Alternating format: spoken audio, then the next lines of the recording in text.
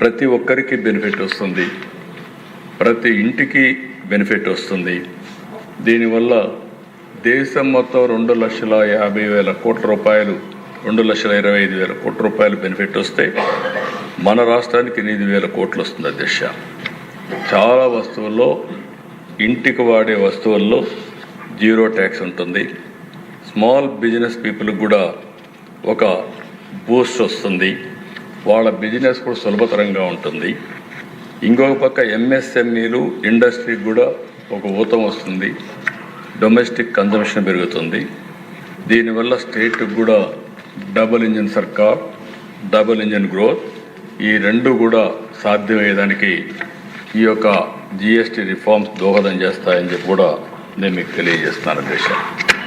అందుకే మీరు ఇంకో పక్కన చూసి జీరో ట్యాక్స్ కొన్ని 19% ఒక పక్క, ఇంకో పక్క 90% బెనిఫిట్ వస్తుంది అధ్యక్ష.